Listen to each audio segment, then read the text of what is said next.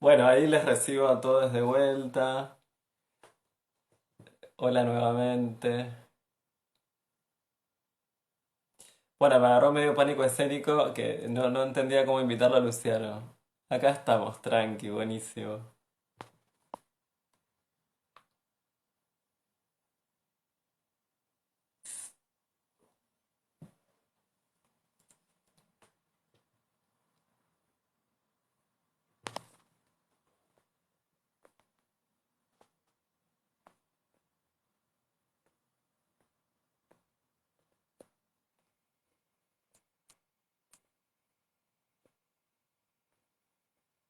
Ahí está, ahí lo invité a Luciano, así que esperemos que entre.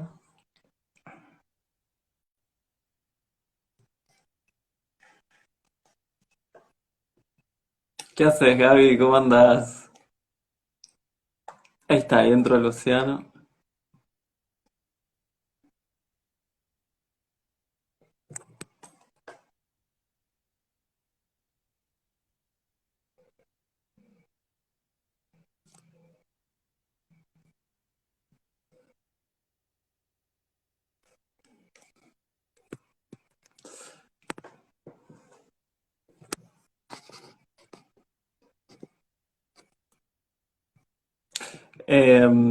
Luciano, ¿vos te llegó la invitación para sumarte?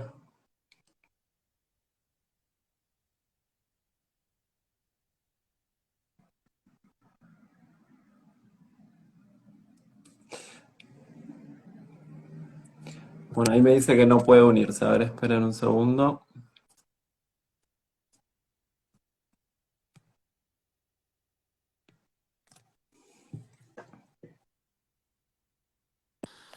Ahí está. Bueno, buenísimo. Ahí va, ¿no? Bueno, bien, después de todas las peripecias tecnológicas lo logramos.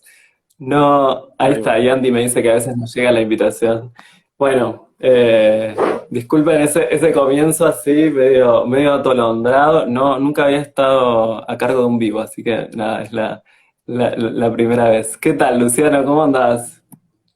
¿Qué tal? Muy bien, muy bien. Gracias por la invitación. Bueno, un placer que nos encontremos y que hayamos podido combinar, aunque sea en este ratito de domingo. Sí, bueno, bueno, mil gracias, muchas gracias por habernos, por estar prestándonos un ratito de tu domingo. Bueno, les cuento a quienes están siguiendo una muy breve presentación porque me imagino que la mayoría que están viendo ya lo conocen a Luciano. Eh, Simplemente decir, Luciano es psicoanalista, es filósofo, investigador y profesor en la UBA. ¿No es cierto? Está bien, ¿no? Me corregís cualquier cosa. Es investigador y profesor en la Universidad de Buenos Aires. Y bueno, un poco la propuesta hoy con Luciano es pensar algunas cuestiones que tienen que ver eh, con la pandemia y sus efectos, los efectos subjetivos que trajo, y también un poco quizás que nos compartas un poco mm, toda tu observación, digamos, de los efectos subjetivos de la pandemia en una caja de resonancia como es no sé cómo decirlo, el consultorio, la terapia, el análisis, ¿no? Y me parecía interesante comenzar con una pregunta eh, que tiene que ver con el inicio de la pandemia. No sé si te acordás, Luciano, cuando en el comienzo proliferaron un montón de discursos y textos sobre, sobre la pandemia de filósofos, ¿no? Desde Byung-Chul Han hasta Zizek. Bueno, y me pareció interesante comenzar con eso, con ese comienzo de la pandemia, donde hubo tantos discursos filosóficos que circularon, y te quería preguntar cómo habías, bueno, tu lectura de esos textos, o qué te pareció esos aportes de la filosofía a comienzos de la pandemia. Bueno, creo que, bueno, sí, leí varios de esos textos, no solamente de filósofos, sino que también muchos otros autores, y creo que todos nos fuimos armando algún tipo de opinión de lo que implicaba. Creo que el impacto de la pandemia, uno de los efectos más saludables que pudo tener es que se empiece a pensar en qué va a venir después, ¿no? Digamos, es como una respuesta de salud. Creo que independientemente de lo acertado o no que pueda ser la opinión que cada uno tenga, o si se contrasta o no, me parece que ya estemos pensando, que se haya pensado en aquel momento qué viene después, ya es un primer impacto, ¿no?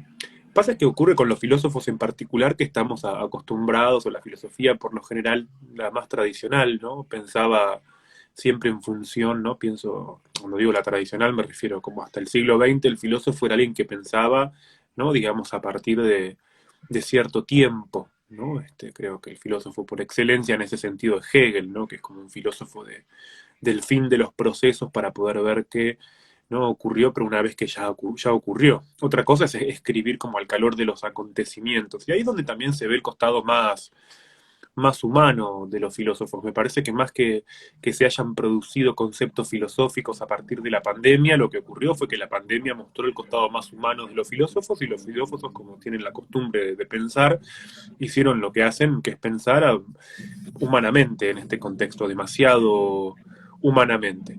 Y me parece que en ese sentido, no más que un debate como argumentativo, un debate, porque en definitiva las dos grandes líneas me parece que son, ¿no? Si todo este proceso, ¿no? Digamos, lleva como a una mejoría de la humanidad, o lleva a algún tipo como de resarcimiento, ¿no? Si es el fin del, ¿no? Del capitalismo, o es en todo caso, ¿no? Como una perpetuación, ¿no? Pienso que quien también escribió algo inmediatamente, ¿no? Fue Zizek, que Zizek rápidamente sacó un libro, ¿no? Un artículo, ¿no? Como la Ujú. costumbre que tiene ser alguien que piensa muy rápido, y que a mí me interesa mucho cómo piensa, independientemente de lo que él desarrolle, de sus ideas. Lo que me parece valioso decirse que es alguien que piensa con velocidad, ¿no? Dijo una cosa, después escribió y dijo otra. Creo que me parece que en ese punto lo que está bueno es que haya como alternancia en lo que vamos pensando. Y a mí en particular, como te decía, lo que más me importó en particular es que no hubiera parálisis del pensamiento, sino que hubiera intención, y ya desde un primer momento afectación, como para ponerse a pensar algo, para tratar de ver qué es lo que iba a ocurrir, y ya pensar un después. Al menos alguien que se proyecta para el después de una pandemia, ¿no? Digamos, tiene algún tipo de esperanza, ¿no? Si no, Sí, este, si no estuviéramos pensando en qué viene sí, sí, después, sí. sería como, era solo un simple ahora, o ¿no? Sí, Una hora y sí, me media. parece muy interesante lo que decís, eso de la velocidad del pensamiento. Me acordaba de un texto de Susan Sontag en donde escribe, creo que es sobre Sartre, y habla del, digamos, casi como del músculo incluso que tiene que tener un filósofo en esa ligación con el presente para de alguna forma implicarse en algo que está ocurriendo en ese momento, que no es como una, digo que es un pensamiento en ese sentido situado, ¿no? Es una intervención directa en el presente. Y me acordaba yo vi la charla que vos fuiste invitado a presentar el libro que sacó Daniel Feuerstein, Pandemia, y me parecía interesante, digo, me acordaba con lo que decías ahora, que por ahí al revés, que ese inicio, digamos, en donde salieron muchos textos, bueno, Pandemia era un texto que es muy interesante, digo, el libro de Feuerstein, que era un texto que se había tomado prácticamente un año para ser publicado y con investigaciones mediante, ¿no? Digo, como otro ritmo de investigación también para intervenir en el presente. Me parecía interesante en esa intervención, Daniel sí. sí, decía, ¿no? Que el libro de Daniel es muy bueno, ¿no? Bueno, fue un placer haberlo presentado.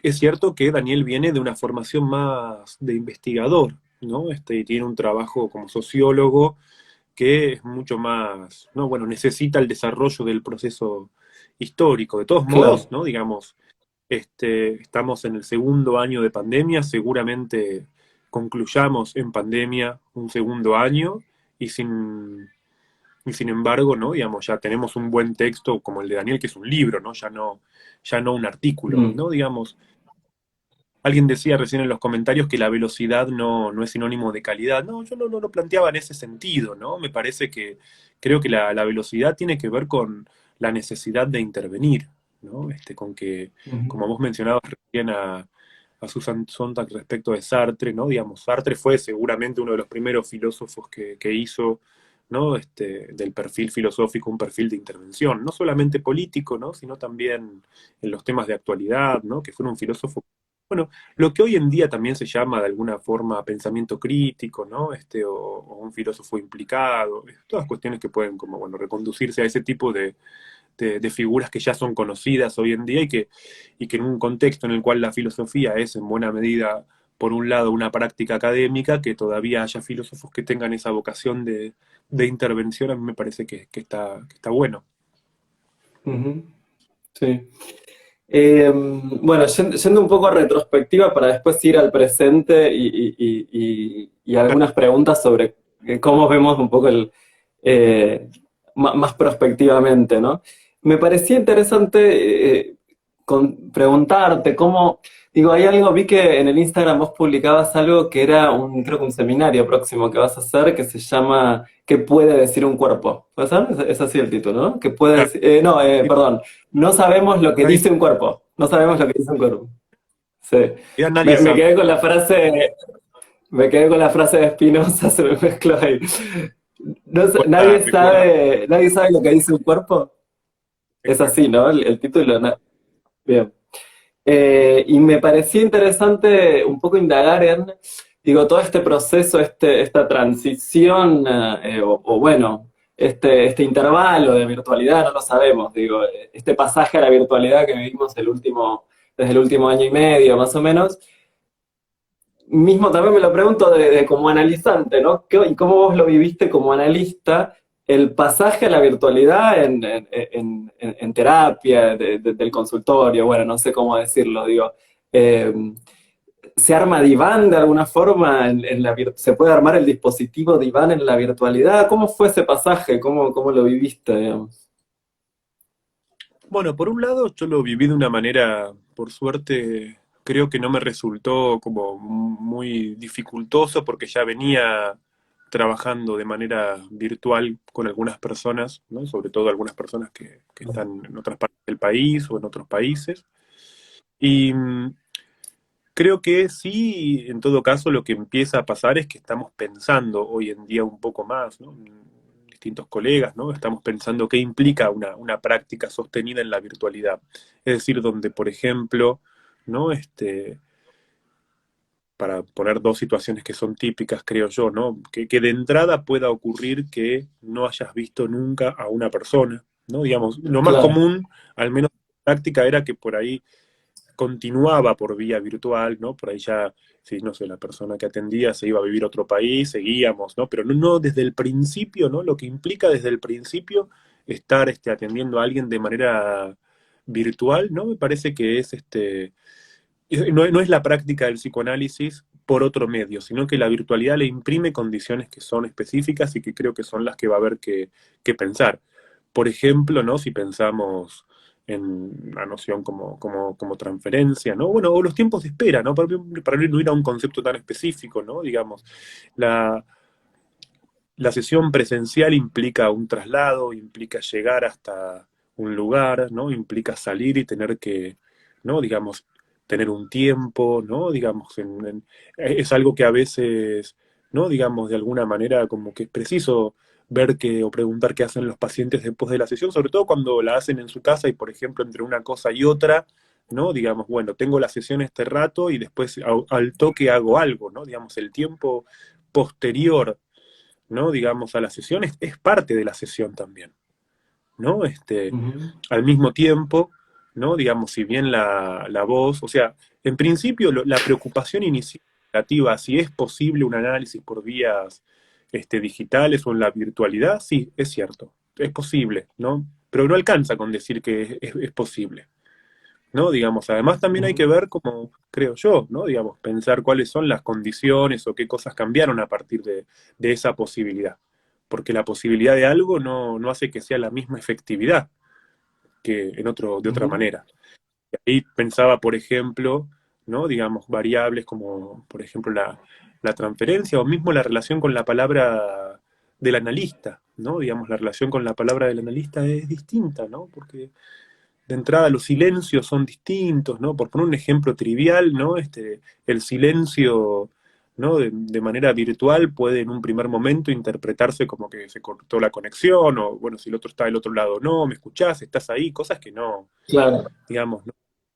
Nadie recostado en un diván le pregunta, ¿no? A su analista, ¿estás ahí? ¿No?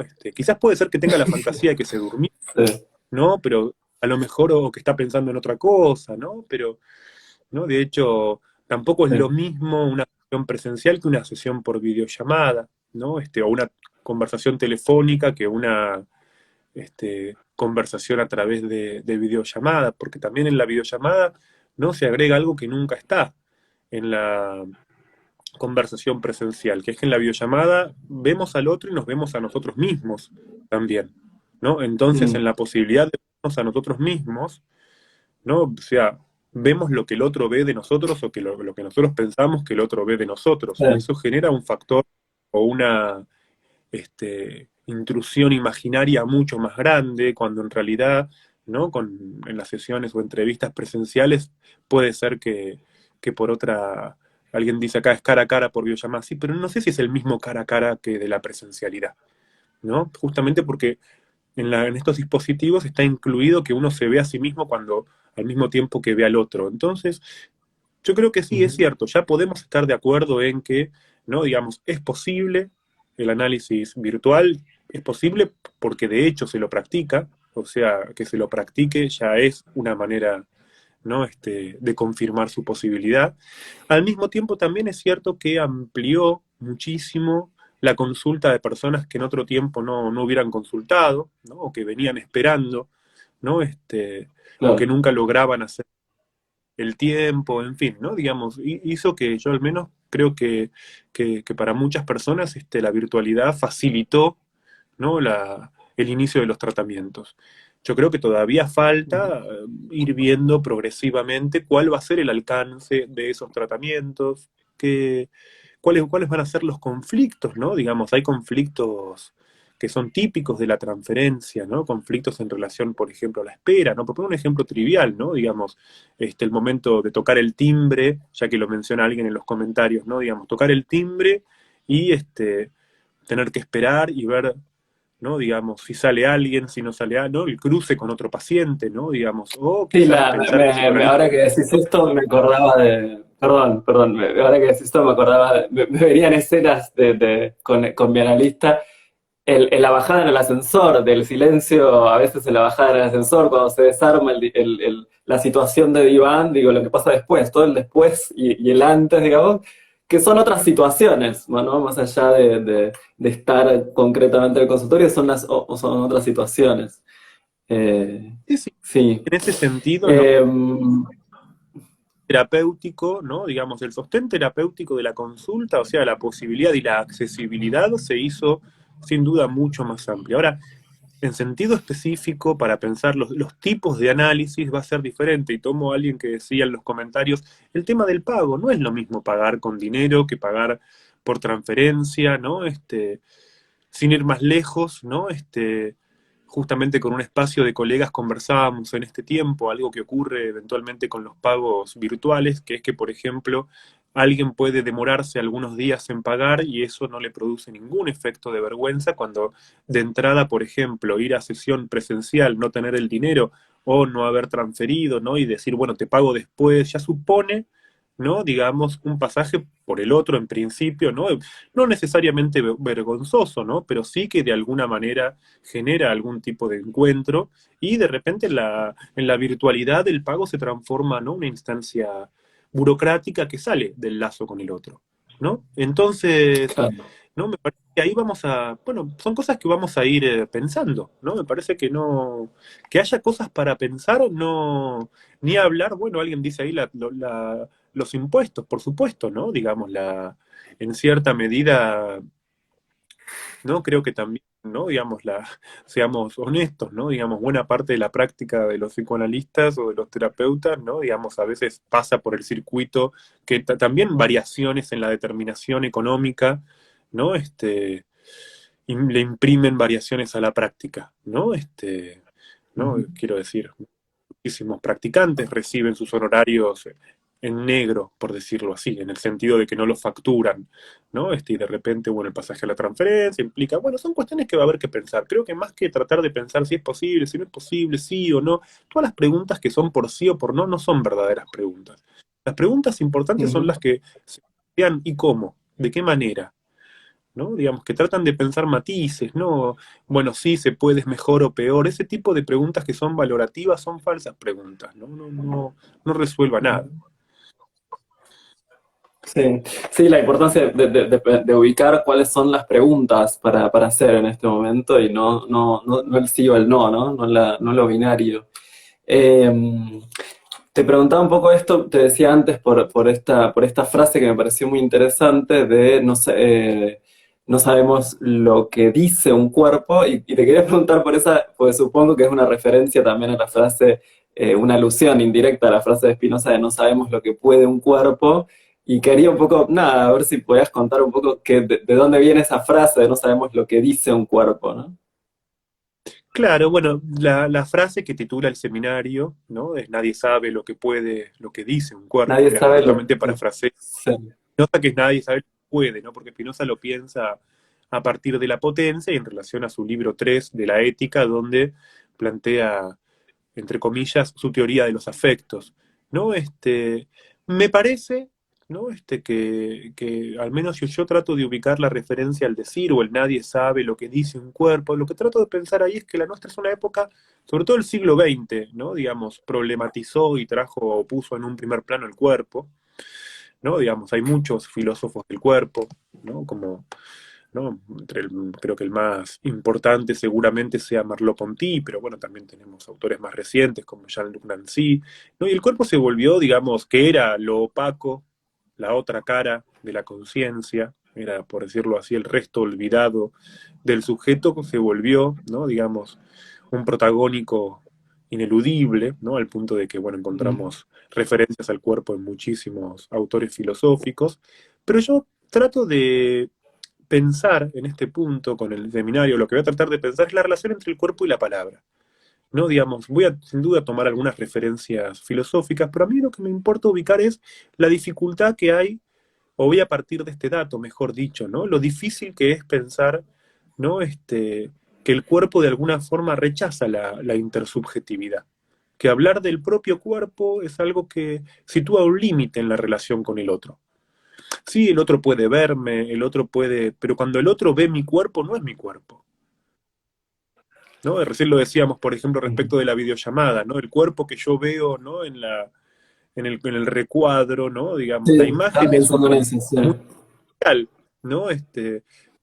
Entonces Mm. la pregunta es cómo se traduce algo de la experiencia corporal en la relación con el otro, donde por lo general, ¿no? Lo que conocemos, lo que encontramos, ¿no? En relación a ese recorte del cuerpo, para tomar uno de los Romy utiliza el término recorte ahí en los comentarios, ¿no? Me parece que ese recorte tiene un primer nombre en psicoanálisis, que es el síntoma, ¿no? Que el síntoma es algo que justamente objeta el lazo con el otro, ¿no? Que se presenta como sufrimiento, ¿no? Y en cierta medida muchos discursos actuales sobre el cuerpo tratan como de reducir ese componente de malestar con el cuerpo, ¿no? Quiero decir, ¿no? Digamos, quizás en una concepción ingenua del cuerpo tratan de pensar el cuerpo como algo dado, como algo asumido, como algo obvio, ¿no? Y sin embargo, ¿no? Para mí, al menos volviendo a lo que decía al principio, el cuerpo es eso que siempre se escapa, ¿no? Siempre se nos escapa. ¿No? Por eso creo que Ujú. más incluso, ¿no? Cuando pensamos hoy en día, ¿no? Que relativizamos o tenemos una posición distinta respecto de la anatomía, de la relación entre cuerpo y sexualidad, ¿no? Entonces, ¿no? Volver a pensar el problema del cuerpo o ese punto en el que el cuerpo siempre está en fuga, ¿no? Está en fuga, pero se hace sentir, ¿no? Tiene ese doble aspecto, ¿no? El cuerpo está en fuga, pero al mismo tiempo, ¿no? Digamos, se hace sentir del dolor. Pensemos como, digo, hay datos que para mí son significativos, ¿no? Digamos, nuestra generación es una, como me decía un amigo, ¿no? Un amigo en chiste me decía el otro día, ¿no? A propósito del futuro, me decía, mi viejo decía, ¿no? Que cuando se jubile, ¿no? Y él me decía en chiste, nosotros somos los que vamos a decir cuando me agarre cáncer, ¿no? O sea, cuando me jubile me voy a ir a vivir al campo, ¿no? Digamos, frase de los viejos, ¿no? De los abuelos, ¿no? No, mi generación es la que dice, bueno, cuando me diagnostiquen cáncer, entonces, ¿qué significa eso? ¿No? Como, Sí. digo no cada dos palabras, perdón, Sofía, sí. Está bien, las muletillas que tenemos cada uno. Eh, Efectivamente, hablando, me queda. Sí. hablando, ¿no? Cuando estoy hablando, si no digo ese no, siento que puedo seguir, entonces, bueno, no, y ahí por lo menos. Está bien, está bien. No, me quedé con esto que decías del habla, ¿no? Y hay algo que me parecía muy interesante que vos decías, estamos pensando la pandemia, ¿no? Te escuché, porque voy a tratar de traducir, seguramente no lo voy a traer tal cual, pero estamos pensando la pandemia mucho en modo hashtag o con frases cortas, decías algo así en la presentación de lo de Daniel Feuerstein. ¿Te parece, digo, qué otros modos de pensar la pandemia ha habido que no fueron ese modo hashtag o esa consigna? Digo, ¿han aparecido? ¿Te parece como se ha logrado transmitir más allá del modo hashtag o en general medio que nos quedamos en una especie de modo hashtag de pensamiento? Porque pensaba también en un poco van como dos preguntas en una, ¿no? Pero un poco la automatización del lenguaje, ¿no? Viste que el lenguaje hoy está como presionado un poco a automatizarse, ¿no? Pienso por ejemplo, cuando en el mail incluso nos proponen respuestas inmediatas, ¿viste? Que nos proponen directamente responder. Digo, hay como una presión a automatizar el lenguaje. Eh, Pienso, ¿no? ¿Qué estrategias hay para desanudar eso? Digo, el análisis es un lugar para desanudar de pronto esa automatización del lenguaje. ¿Se hace presente esa automatización un poco en la clínica, en la terapia? O no tanto, digo, o sea, ¿estamos pudiendo pensar por fuera del modo hashtag o un poco esa sería la pregunta, medio? Sí, sí, sí, tomando aquí un comentario de Nelson que dice el lenguaje automático es sintomático del capitalismo del yo, como diría Constanza, se refiere él al libro de Constanza Michelson, Capitalismo del Yo, que publicó recientemente Paidós, y es un muy buen Sí. libro que les recomiendo. Este, Pienso que hay una tendencia al automatismo y a la maquinación, ¿no? Creo que, como vos decías hace un momento, el modo hashtag se impone en nuestra forma de pensar, digamos, lo vemos en los memes, lo vemos en cómo hay ciertas frases que se traducen o que se trasladan directamente, ¿no? A las redes sociales y producen hasta cierto efecto de un hablar conjunto, ¿no? Por momentos vacío también, ¿no? Que es divertido. Creo que sobre todo lo que tiene de interesante es que es sumamente excitante, es atractivo, ¿no? Es como cuando se dice, bueno, es viernes y tu cuerpo lo sabe. No sabemos qué quiere decir esa Claro. afirmación, Sí. pero sin embargo es muy Sí. atractiva y la usamos y creo que este, la impersonalidad no es un problema, pero la impersonalidad es un problema cuando se vuelve inauténtica, cuando se vuelve identificación Claro. o cuando la identidad implica, no es como ocurre en estas técnicas, ¿no? Que buscan un verdadero yo, que invitan a la introspección o a buscarse a uno mismo y de repente encuentran todos el mismo yo, ¿no? Es como ese personaje de Ezequiel Campa que se llama Santiago no estudié nada, ¿no? Que es muy gracioso y que efectivamente te muestra como a alguien orientado a una búsqueda espiritual y sin embargo, ¿no? Lo que encuentra es como un producto súper formateado, ¿no? Nos volvemos un Ujú, producto. Eh, Ahora, ujú. creo que trasladando esa reducción del pensamiento al eslogan, la reducción del pensamiento a la consigna, que no es pensar. Yo creo que sobre todo lo más complejo es que ahí no hay pensamiento. Claro. El pensamiento empieza cuando alguien no está muy seguro de lo que dice. En ese sentido todavía somos cartesianos. ¿no? El pensamiento necesita la duda. El pensamiento empieza, alguien realmente está pensando cuando dice, no estoy muy seguro, ¿no? Y en análisis esto es claro, ¿no? En análisis es muy, muy preciso como alguien dice, o esto que voy a decir por ahí es una estupidez. Y a mí me gusta mucho cuando alguien piensa que lo que va a decir es una estupidez o es una tontería, porque sobre todo muestra que lo que va a decir es algo que no podría decir otra persona.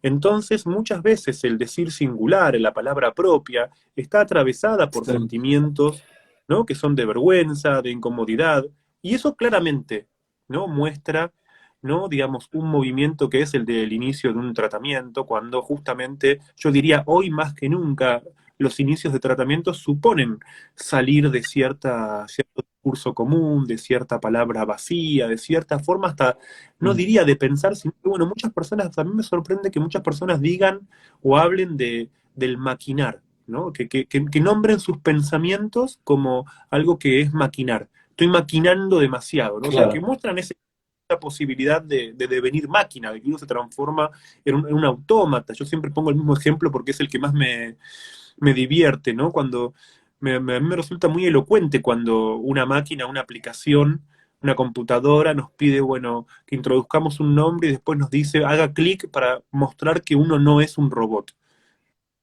Y yo creo que, Sí, que, que sí, un sí, sí, sí. robot, un robot nos pida, que un robot nos pida que confirmemos que no somos un robot, lo que muestra de la mejor manera es perfectamente.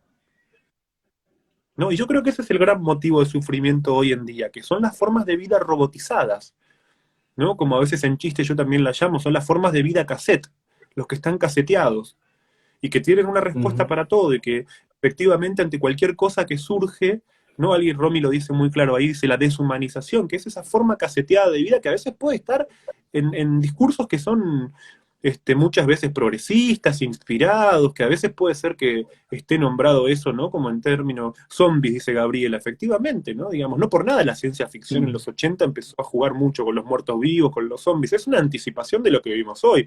Uno lee hoy en día a Philip Dick y Sí. Philip Dick no inventó un mundo paralelo. Philip Dick anticipó lo que estamos viviendo hoy en día.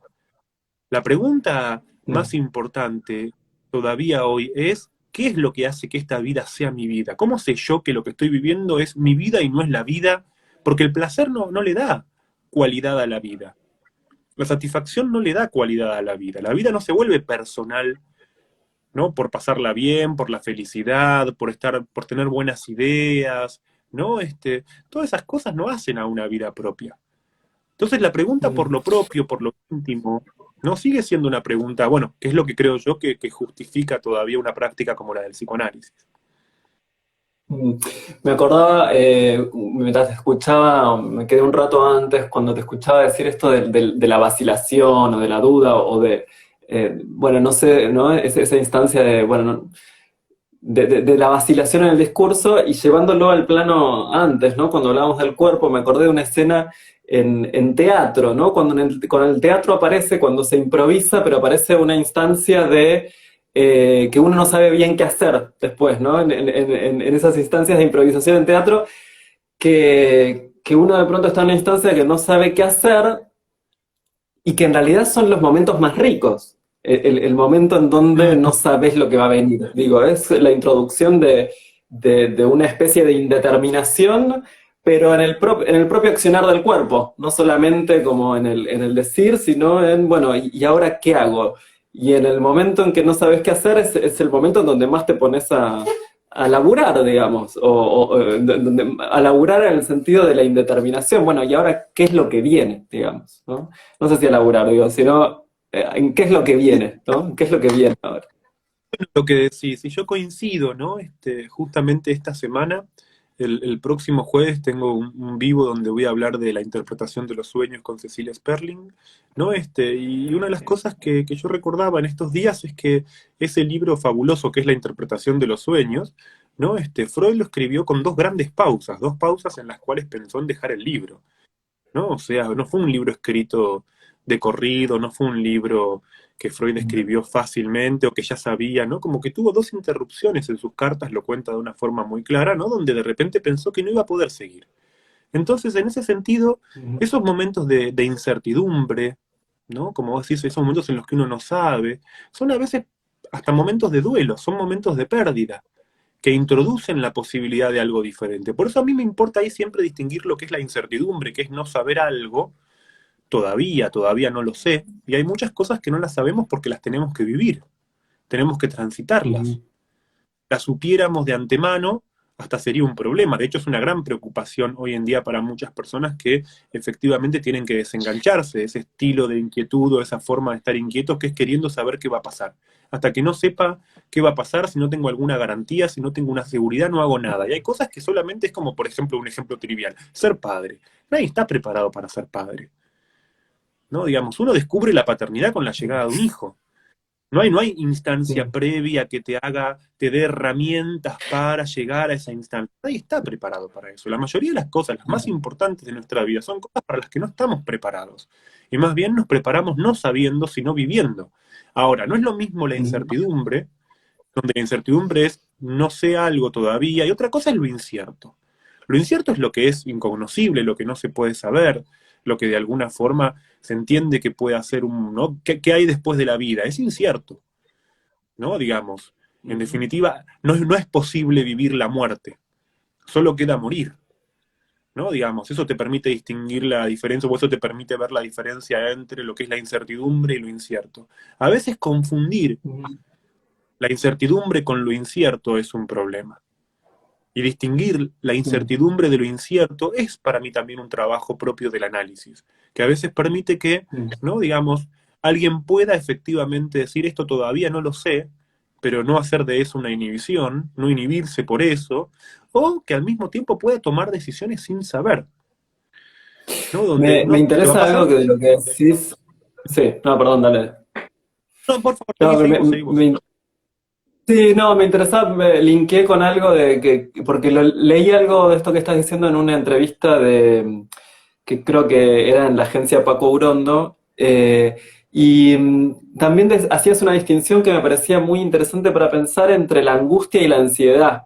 Y decías, bueno, en un primer momento de la pandemia hubo como, lo que predominó fue la ansiedad y luego también empezó a aparecer la angustia, pero de alguna forma como no sé cómo decirlo, rescatabas ese hecho, ¿no? La aparición de la angustia como algo bueno, entre comillas, en el sentido a ser trabajado, digo, como algo que si se tramita esa angustia, digo, no sé si por ahí estoy apelando a una noción más bien existencialista, ¿no? Pero digo, la angustia medio como contracara de la libertad, pero digo, hacías esa distinción entre la ansiedad y la angustia. No sé si querés un poco En ese desarrollar un punto poco yo esa pienso, distinción que me pareció interesante.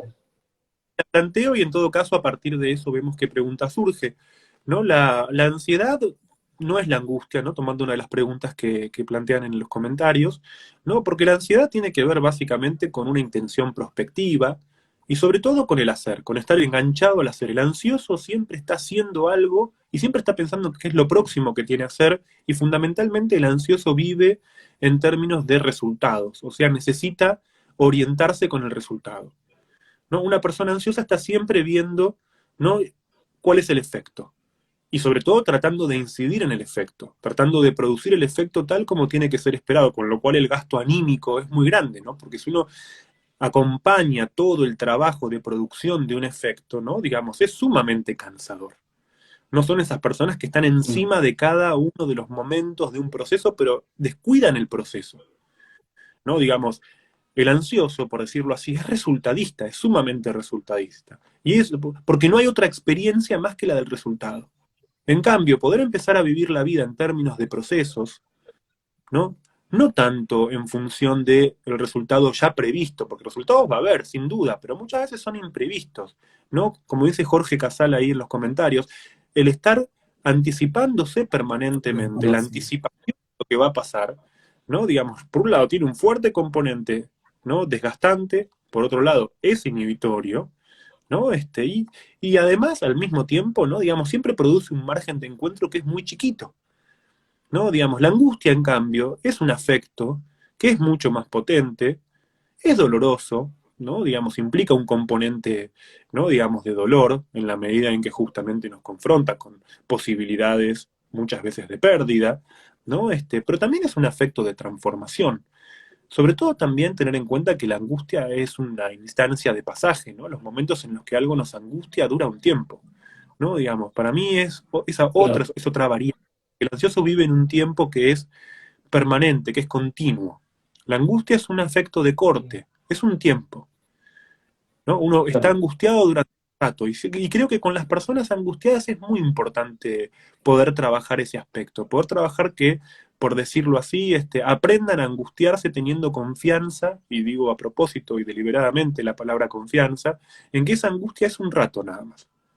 Porque si uno tiene una idea de que si uno no está acostumbrado a angustiarse, ¿no? Digamos, la primera proyección que tiene de esa angustia es que esa angustia te toma y es una especie de túnel, ¿no? En el que uno entra y no puede salir de ahí, ¿no? Digamos, hacer de la angustia una brújula para poder vivir ciertos procesos es todo un trabajo anímico, ¿no? Digamos, pero de mucha... No, yo creo que en ese sentido trato de decirlo de una forma llana, sobre todo pensando en quienes no se dedican a la práctica del psicoanálisis, pero creo que para aquellas personas que empiezan un tratamiento, empezar a angustiarse es el motor de un crecimiento, ¿no? Digamos, la- lo más significativo de empezar a angustiarse es que uno crece, el ansioso no crece nunca, está siempre en el mismo lugar, está siempre como... La ansiedad es como una rueda, ¿no? Que, ¿no? Gira en falso en la arena, y es un esfuerzo hasta que, no por nada pensá que las formas de sufrimiento hoy, ¿no?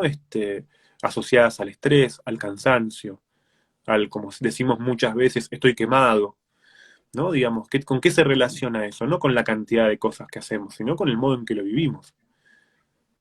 Ujú. Y un poco ligado a esto que estás trayendo ahora, digo, porque de alguna forma pienso que quizás también las circunstancias actuales bueno, un concepto como el de angustia que fue muy importante, bueno, no solamente en el psicoanálisis, sino también digo, un concepto central en las teorías existencialistas, ¿no? Que de alguna forma en la actualidad un poco repone esos conceptos, ¿no? Teorías que de pronto, como por ejemplo el existencialismo, habían caído un poco... eh, que no se referenciaba tanto de pronto en las filosofías actuales. Bueno, creo que reaparece conceptos centrales de esas teorías en la actualidad. Y me interesaba preguntarte por la vigencia del psicoanálisis, ¿no? Porque hay también ciertas tendencias, algunas tendencias discursivas que de alguna forma una posición podría plantear que el eje, digamos, del malestar psíquico hoy ya no pasa tanto por la represión, ¿no? Que en una época, de alguna forma, eh, mucho más libres o supuestamente libre en muchos aspectos, en donde la represión de la sexualidad no es la que había antes, etcétera. Bueno, que el contexto en el cual surge el psicoanálisis ya no es el contexto de hoy y las condiciones ya no son las condiciones de hoy, y que en ese sentido el malestar psíquico ya no pasa por algo central en el psicoanálisis como la represión. Sin embargo, digo, por dónde hay una vigencia, hay una actualidad del psicoanálisis. El psicoanálisis tuvo que repensarse muchísimo para seguir siendo vigente y renunciar a aspectos centrales de su teoría, o no, o las patologías siguen articuladas con la represión. Un poco, si se puede como También la anudar un poco esa pregunta. Sí. que haces es cierto, como vos decís, es cierto que el psicoanálisis nace en una época donde el sufrimiento principalmente estaba relacionado con la represión de los deseos. Creo que hoy en día no es lo más frecuente. De hecho, lo más frecuente es que estas formas de vida ansiosas, compulsivas, hagan que en general, ¿no? Digamos, el deseo sea algo sumamente lábil, ¿no? Tenemos una relación mucho más flexible, ¿no? O mejor dicho, mucho más frágil, no flexible, más flexible, más frágil, digo, con el psicoanálisis. Me sale flexible quizás porque hay algo que como que se estira, ¿no? Como que llega un punto, no, me cuesta creer que el de la relación con el deseo se pueda romper, ¿no? Pero bueno, sí, es verdad, ¿no? Como yo vengo escribiendo en este último tiempo sobre la deserotización. El deseo, si Mm. es además un deseo cuya raíz es sexual, ¿no? Nuestra relación con el deseo es mucho más inestable, ¿no? Me parece que un buen ejemplo para pensar esto, ¿no? Es cuando Freud habla, Mm. ¿no? Por ejemplo, de mirada. Freud dice que la mirada es una de las formas de satisfacción donde coincide más claramente el objeto y la fuente de esa satisfacción. Esto es que podemos estar viendo sin ver nada, ¿no? O sea, que ver se puede ver algo vacío. Fíjate que para mí es muy claramente la experiencia, ¿no? Del usuario de redes que por ahí está durante horas desplazando el dedo por la pantalla y no está viendo nada, no sabe qué está viendo, ¿no? Es una satisfacción que Freud El lo, scrollear, el scrollear, ¿no? el eje. Y Freud lo ubica como un ejemplo, ¿no? En el que justamente la propia pulsión, fuente del deseo sexual, se puede ir deserotizando. Y yo creo que es una buena anticipación en Freud mismo para ubicar algo propio de esta cultura, de nuestra época, donde, ¿no? Digamos, vivimos más asociados a compulsiones, mucho más, sobre todo, preocupados por los límites de nuestra propia individualidad, no en un sentido negativo o despectivo de la palabra narcisismo, ¿no? Sino que justamente la persona narcisista es una persona que es muy insegura, ¿no? Que necesita todo el tiempo estar trabajando sobre su propia imagen, porque si no piensa que pierde o siente que pierde los límites de su propia constitución mental, que se pierde a sí mismo, ¿no? En ese sentido, sí, es verdad, para ser alguien que reprime, es preciso tener un nivel de constitución psíquica que hoy en día no siempre está asegurada. De hecho, justamente, yo también esto lo vengo trabajando hace un tiempo en la experiencia de los niños. Freud partió de una sociedad en la que ciertas cuestiones estaban aseguradas, ¿no? De hecho, otro gran ejemplo para esto es cuando Freud habla del niño, ¿no? Y para Freud un niño siempre es un hijo. Hoy no es tan claro que todo niño sea un hijo. Muchas de las formas de sufrimiento de los niños hoy en día tienen que ver con que no están en lugar de hijos. Entonces no están en lugar de hijos en una sociedad que al mismo tiempo pone al niño en el lugar de máximo consumidor. O sea, evidentemente la posición de consumidor, ya sea para un niño, para un adulto, para quien sea, ¿no? Digamos, esa relación con la satisfacción, ¿no? En términos de consumo, es contraria a la subjetivación. Y yo creo que ahí es donde justamente la vigencia del psicoanálisis, no del psicoanálisis clásico, ¿no? Digamos, pero sí el espíritu del psicoanálisis. El psicoanálisis es una teoría destinada a preguntarse, ¿y cómo puede haber sujeto? ¿Cómo intervenir para que haya sujeto? ¿Cómo intervenir para que justamente en un contexto que socialmente avancia hacia la deshumanización, a que seamos todos robots, a que seamos todos zombies, que digamos todo lo mismo, ¿no? Que nos creamos cada día más libres y somos cada día más esclavos, ¿no? Porque en el mundo actual no va a haber más revoluciones, ya no va a haber más revoluciones. Va a haber usuarios de redes cambiando el cuadrito de su perfil, apoyando una causa distinta todas las semanas, creyendo que con eso hacen algo. Y no hacemos nada. No hacemos nada, no hacemos más que estar tuneando cotidianamente nuestra imagen. Entonces, en ese punto, ¿no? Digamos, lo disruptivo del deseo, lo incómodo del deseo, ¿no? Que eventualmente ya nadie tiene que liberarse. No alcanza con que el deseo mismo se vuelva una orientación. Me hacía recordar con esto que decías de los niños, las niñas. Hay un dibujito animado que no me acuerdo cuál es, que el protagonista es un chico, un chiquito muy pequeño, un bebé casi, que es un tirano, ¿no? Digo, es como sintomático de época, Ah, ¿no? Bueno, más de un dibujito que tiene personajes que son niños tiranos, básicamente. Que es un jefe incluso, creo que es un jefe de planta, una cosa así.